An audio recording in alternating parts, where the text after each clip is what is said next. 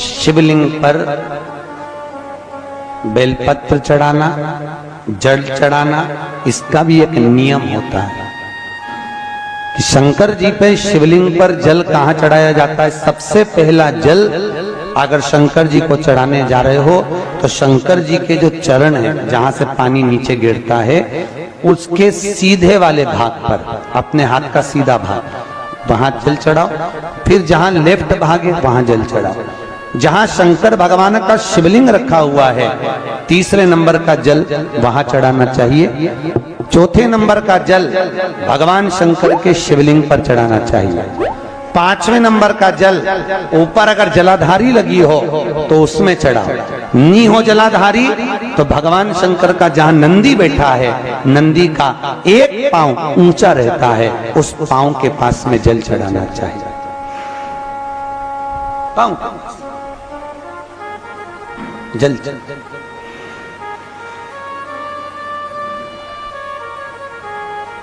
चरण के पास में।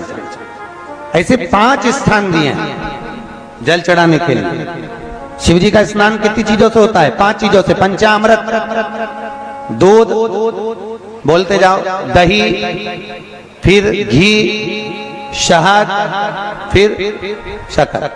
ये 5 चीजों का प्रमाण क्या है? शास्त्र कहता है दूध चढ़ाने से घर में संतान की वृद्धि होती है। दही चढ़ाने से भगवान शिव के, अगर शिवलिंग पर हम दही चढ़ाते हैं, उससे परिवार में प्रेम बढ़ता है। क्या बढ़ता है? प्रेम। फिर घी चढ़ाने से हमारे घर से रोग दूर होता है। शहद चढ़ाने से, भगवान शंकर पर जो शहद चढ़ाया जाता है, वो चढ़ाने से घर में संपदा की वृद्धि होती है। और 5वें नंबर पर भगवान को शक्कर, खांड, जो आप जानते होंगे, शक्कर आदि पिसी हुई चढ़ा देने से, शिव जी को चढ़ाने से हमारे घर के बच्चे जिद्दी नहीं होते। क्यों कहते हैं? जो बच्चा जिद्दपन करता हो, जो बच्चा जिद्दी रहता हो, तो क्यों कहते हैं कि अवधूतेश्वर महादेव का नाम लो और उसके हाथ में शक्कर की कटोरी देकर शंकर जी पे चढ़वा दो, बच्चा कभी जिद्दपन नहीं करता। अवधूतेश्वर महादेव का नाम लेकर सोमवार की अष्टमी के दिन चढ़ाया जाता है। सोमवार की अष्टमी को अवधूतेश्वर का नाम लेकर सूर्य नारायण भगवान को अर्घ दिया, और सूर्य नारायण भगवान को अर्घ देकर जिस पात्र से अर्घ दिया था वही पात्र ले जाकर जल शिव जी को चढ़ा दिया। जैसे कल आपको कथा में कहा था कि रविवार के दिन सूर्य नारायण भगवान को अर्घ देकर सोमवार के दिन उसी पात्र से शंकर को जल चढ़ाया जाए, तो जीवन में जो विघ्न आते हैं, तकलीफें आती हैं, रोग आता है, दुख आता है, कष्ट आता है, बीमारी आती है, या कोई विशेष परेशानी आ जाती है, तो वो अर्घ का कलश ले जाकर उसको जब आप सूर्य को चढ़ा देंगे खाली हो जाएगा। उसी कलश को मांझना धोना नहीं, उसी को दूसरे दिन शिव जी पर ले जाकर उस जल को समर्पित कर देने पर फल की प्राप्ति। क्यों कहते हैं? जो बच्चा बार बार बीमार पड़ रहा हो, बार बार सर्दी हो रही हो, बार बार बीमार पड़ रहा हो, खांसी चल रही हो, बार बार हॉस्पिटल लेकर भागना पड़ रहा हो बच्चे को, छोटा सा अगर बच्चा है, 8 साल के अंदर बच्चा है और बीमार ज्यादा पड़ रहा है, तो आटे का दिया बनाओ, 4 बत्ती रखो, उसमें तिल्ली का तेल डालो, अवधूतेश्वर महादेव का नाम लेकर बच्चे के ऊपर से 21 बार उतारो और किसी चौराहे पर ले जाकर रख दो। जिंदगी में बच्चा कभी बीमार नहीं पड़ेगा, बच्चा स्वस्थ रहे, आनंद में रहे, आनंद में रहे, स्वस्थ की मूल। और वैसे भी प्रथम सुख, अरे बोलो तो, निरोगी काया। घर का प्रथम सुख निरोगी काया। व्यक्ति अगर धन की मूलता नहीं है, साफ पैसा अपनी जगह पर है, फिर निवेदन करता हूं, धन अपनी जगह पर पड़ा है, सबसे पहला है परिवार में सब स्वस्थ रहें, सर्वे भवन्तु।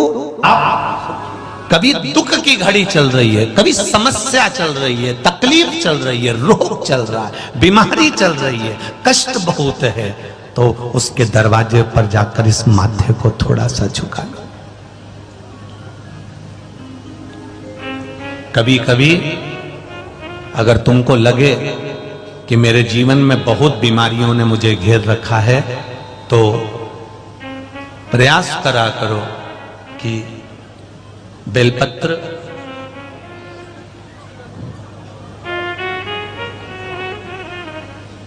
जो ये बेलपत्र होती है, इस बेलपत्र की जो ये डंडी होती है, इस बेलपत्र को अशोक सुंदरी वाली जो जगह होती है वहां पर इसका चढ़ाकर डंडी का जो भाग है वो शिवलिंग की ओर हो जाए और यहीं से जल चढ़ाते चढ़ाते चढ़ाते चढ़ाते अशोक सुंदरी से जल चढ़ाते चढ़ाते ओमकार जैसा, ओमकार जब हम अशोक सुंदरी से चालू करेंगे तो वो जल पहले गणेश जी के पास जाएगा, फिर वापिस अशोक सुंदरी के पास आएगा, अशोक सुंदरी से कार्तिकेय के पास जाएगा, कार्तिकेय से महादेव के पास जाएगा।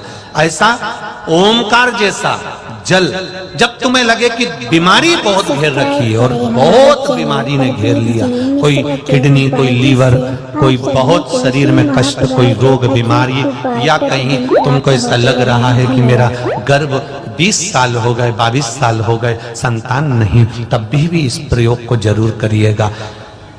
डंडी का मुख शिवलिंग की ओर, पत्ती का मुख अशोक सुंदरी की ओर, जल चढ़ाते समय अशोक सुंदरी से धार चालू कर कर गणेश जी पर, गणेश जी मालूम है ना सबको कहां गणेश जी होते हैं, कहां कार्तिकेय होते हैं, एक बार समझ लो उसको भी अच्छे से।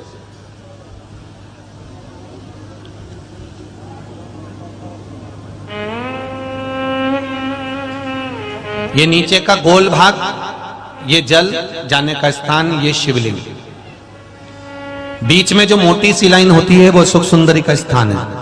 शंकर जी के राइट में जहां से पानी नीचे गिरता है उसके कोने पर गणेश जी का स्थान, इधर कार्तिकेय का स्थान। ये शिवलिंग, ये जो गोल भाग है ये माता पार्वती जी का हस्त कमल है। ऊपर से जो बूंद बूंद जल कलश में से गिरता है वो शंकर भगवान की 5 लड़कियां, जया, विषहरा, शामरीवारी, दौतली और देव, ये शिव जी की 5 लड़कियां ऊपर से जल की बूंद गिराती हैं। हम जब भी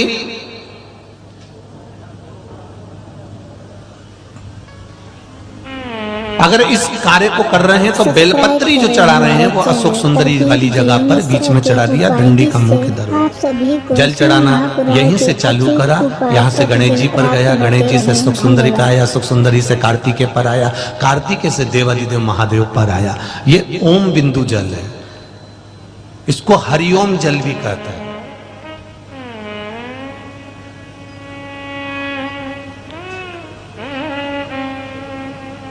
उज्जैन महाकाल में भगवान शंकर को सुबेरे सुबेरे सबसे पहला जो जल चढ़ता है वो हरिओम जल चढ़ता है। आप कभी भी उज्जैन वालों से जाकर पूछना, भस्म रमैया मंडल से पूछना या उज्जैन के किसी एक व्यक्ति से पूछना या वहां के पंडित जी से पूछना कि हरिओम जल कब चढ़ता है, तो वो कहेंगे सबसे पहला जल सुबह का हरिओम जल चढ़ता है। इसको हरिओम जल भी कहते हैं। ये रोग निवारण के लिए। घर में गंगा जल है तो एक प्रयास करके देखिएगा।